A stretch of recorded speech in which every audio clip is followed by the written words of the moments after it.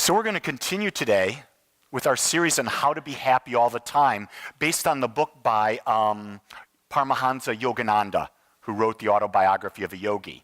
And so we're in week number 4. And so we're going to be looking at learn to behave. Learn to behave. You know, that's the title of the chapter.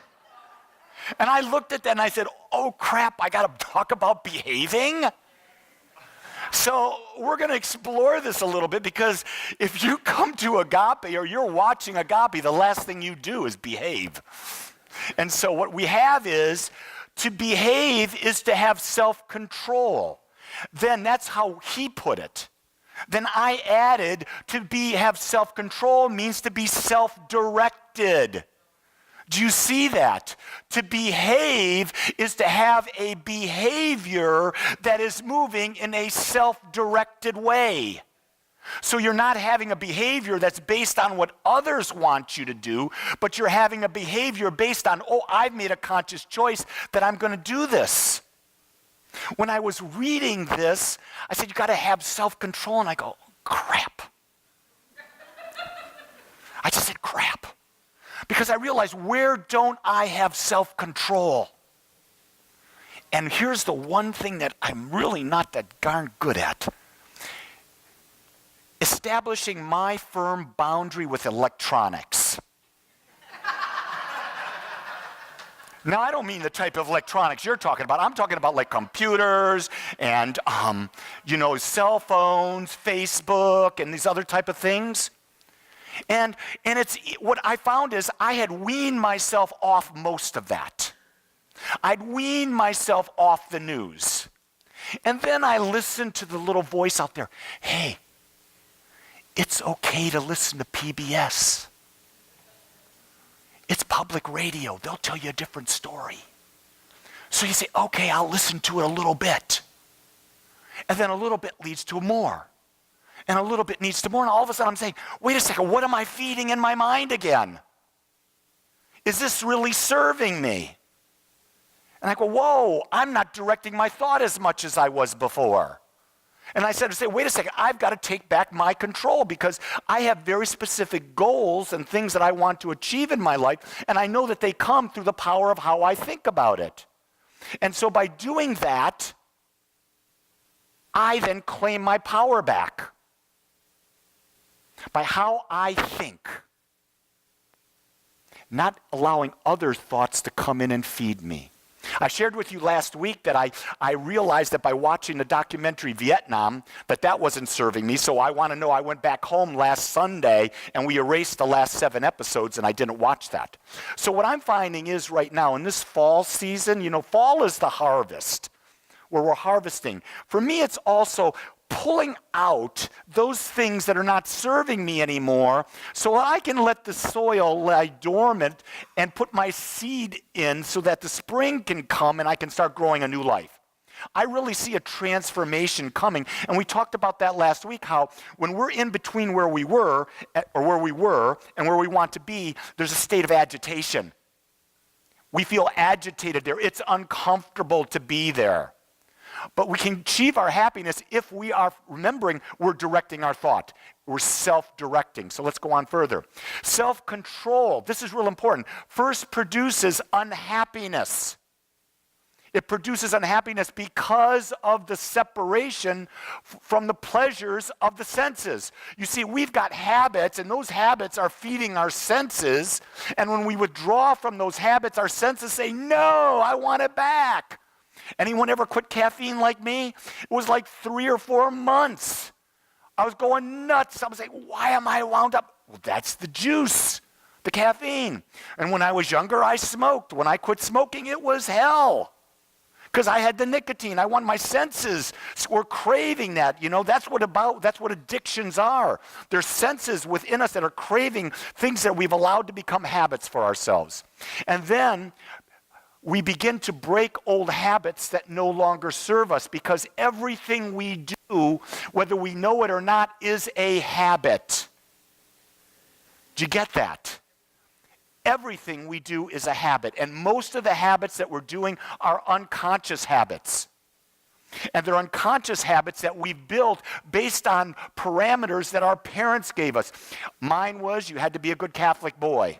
You had to live all these Catholic dogmas and that type of thing. And then I went to Catholic school, and the priests and the nuns beat it into you. And when I say they beat it into you, I mean physically beat it into you. Because those nuns had pointers when I was going to school, and you get whacked across your fingers. That was normal. Today, that would be called child abuse. I can remember in 8th grade, Father Scanlon, who I loved, I was acting up. He says, it's your turn for the paddle. The paddle. It was a paddle that had a handle this long, fit there, and there was a board about that long, and there were holes in it. And he said, okay, Wolak, because they didn't call you by your first name, the priest, they called you by your last name. He says, Wolak, bend over. And you had to bend over and put your hands on your knees. And Father then he went into this wind-up, and he went like this, and he hit you on one cheek and lifted you in the air. It wasn't funny. It hurt. And you went home, and you looked at your cheek, and you had welts. Think about the impression that makes on a child. Think about the fear that instills that you're not living up to what their expectations are. It took me a while to get over that. It took me a long while to get over that. I didn't realize that I had been so ingrained with the fear that was put in by a system that was thousands and thousands of years it was in its making. You see, fear controls. Did you get that? Fear controls. Freedom doesn't control. Freedom allows you to be. But if a group wants to control you, the first thing they're going to do is they're going to establish fear. Here's what else fear does. Fear separates. The more we can cause fear, the more we're going to separate. You've got to fear this group of people. They've got this view. You've got to fear this group of people. They've got this view. You've got to fear this group of people. They're dividing. Wait a second. Don't we understand that the basis of all religion is this? There's an infinite power and presence, and we call it God. Oh. Let me guess again. It's infinite, which means that everything is created out of it. So if everything's created out of it, then everything is an expression of it, and that everything has the ability to create through the same power that it used. So that means we really are one, but yet we're uniquely individualized through the use of our choice. How we speak, how we think, that creates the experience of our lives. And when we can get that, we've got that power, we no longer feel a victim. We no longer feel helpless. We learn to behave. We learn to direct our thought toward what we want, and we claim our power back, and all of a sudden we open up and we feel phenomenal. But remember, it doesn't just happen like this. It's about doing the work every day, every moment. It's continually doing it because we're being bombarded by society's views, all of these views that collective consciousness is constantly bombarding us. Even NPR, constant bombardment of what's happening in the world. Wait a second, is what's happening in the world what I want to experience? I don't think so. I don't think so. After we develop self-control, we begin to experience happier perceptions through a balanced perspective, through being present and remaining unattached. See, that's the key thing is and Mary said this in her program yesterday, be aware of be aware of what's going on. What's happening? Be aware of what's happening. Be aware of what you're saying. So before, when I heard that phone ring, I was aware I was about to say what I was about to say. You see, if you're aware of what you're going to say before you say it, you're going to say something that's in alignment with what you want, as opposed to reacting. You see, reacting comes from the reptilian brain, way back here. It's a reactive thing, it's a defense thing. But wait a second, we're not reptiles anymore. We're beyond that state. We've got a frontal lobe that allows us to be creative, to think more. And that's really the critical thing. Our IQs today in this 21st century are much higher than they were 500 years ago. The ability for the humans to come up intellectually and to think and to process has continually to advance. Now, I'm not saying all humans have advanced. That's really easy to see. Just listen to the news. And if you go to other parts of the world, they just haven't advanced. There's a DNA that's moving. And remember, in the infinite, there's infinite levels of consciousness, which means there's infinite levels of expression, which means we're always going to have that contrast in the world. There's never going to be one massive society that's all thinking at the same level of consciousness and rise up. That is a utopian dream that's just not real. That's putting our humanness, our human desires, on the infinite. Remember, it's the infinite. If it's the infinite, it's infinite. Means everything gets expressed. Now, within that, you, as an infinite being, meaning that you have always been, you always will be. We don't even know I don't even know what this Lee thing is that I am. I know I'm not this body. I know I'm not my emotions. I know I'm not my little mind. But I'm that which is observing myself having a body. I'm that which is observing myself have a mind. I am that which is observing it. Now, wait a second. If I'm infinite, could I not be having infinite experiences in infinite dimensions all at the same time? Is it not possible that everything that I've experienced in my life, I'm really experiencing at the same moment? So maybe my birth for the last 66 years, I'm experiencing it all now. I'm just aware of one segment at a time. I don't know, but I thought I'd blow your mind this morning. But it's all possible. Remember, it's infinite. It's only our human limitation that sees things differently. Our pain comes from our limited view. Do you get that? When we get constricted within a box, we become very painful, and we will do anything to break out of the box. And really, we don't have to do anything. We just have to think outside of the box. And when we think outside of the box, we become free.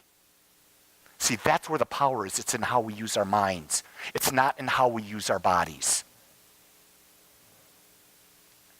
Whatever we want to experience, we must build a behavior where it becomes first.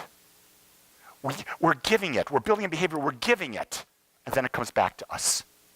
Remember, you can't receive anything that you don't become. You have to become it in your mind, in your thoughts, in your words, in your actions before you can receive it. Who's out here dating? Anyone out here dating? There are people dating. You want to know what your date, if your dates are bummers all the time, it means there's more work to do on you. Do you hear that? And if you're in relationships right now and those relationships aren't working exactly the way you want them, it's not that your partner has to change. You do. Remember, everything is seen through our own perceptions. What we may perceive as, ooh, someone else may perceive as, oh yeah. Think about that. I dated a few women, not a lot of women. I've been married for 4,445 years now. So it's a long time ago. It's hard for me to remember how many women I dated. Maybe 20. I didn't have a lot of experience. My wife caught me at a young age, and I didn't get off the hook quick enough. I'm pulling your fingers. I love it. Look at these women. They're just responding. Ooh, he's so chauvinistic. Anyway, I didn't date a lot, but I realized that whoever I dated, that while they weren't right for me, they were right for someone else. They were more of a vibrational match for that other person. And that's what we're doing, is we're cruising around in life, and we got a frequency. You see? And we try to go outside and get someone that doesn't match our frequency, and then we have problems. But if we find someone who's got a vibrational frequency that's similar, whoa, now we can coexist. Now we can start to see if we have the ability to build a relationship. And see, a relationship isn't just that you're a vibrational frequency and you stay together forever. Your frequencies change every day. And so you've got to be growing and changing and challenging and supporting each other for eternity.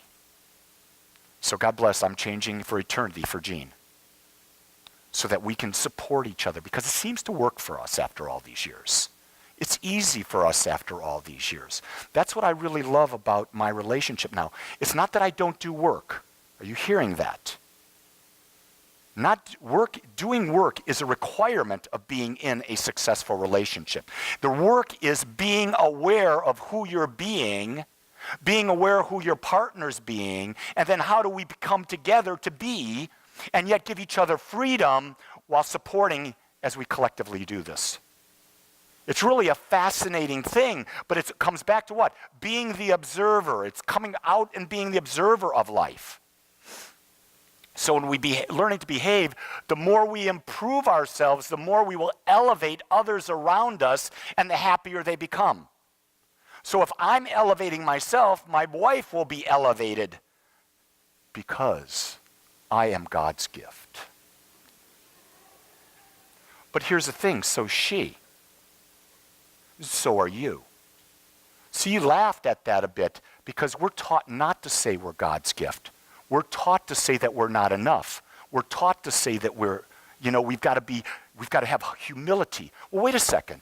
Think about this. If you're being authentically yourself right in this moment, authentically you in this moment, you are God's gift and you are perfect. Because without your authenticity, the infinite's not complete. The only thing you've got to remember is, what is it within me that's yet desiring to express? And how can I step into that expression and be that? That desire from within is eternal. That will never stop. That will always be that. You'll always have that. And you'll find out stagnant people are unhappy. If you are not growing in your life, you're unhappy. If you're not growing in your job, you're unhappy. If you're not growing in your relationship, you're not happy. If you're not growing or taking care of your health the way you want, you're unhappy. If you don't have the financial resources that you desire in your life, you're unhappy. It means because you're stagnant there. Because if you don't have the money you want right now, it's because you don't have an abundant consciousness, and you've got to shift that consciousness. If you want a better relationship, it means you've got to shift the consciousness of the relationship. If you want a better health, you've got to shift the consciousness around the health. Do you see how it works? There's a discontent that's always going to be there, and that causes us to become and desire to be more, and then we have the choice. Are we going to decide to do it, or are we going to wish to do it, or are we going to want to do it? And there's a real difference between wishing and wanting and deciding. When we wish and want, it's always going to be, no, I don't have it, but I really wish I did. I wish that right guy would come along. I wish that right woman would come along. I wish I'd win the lottery.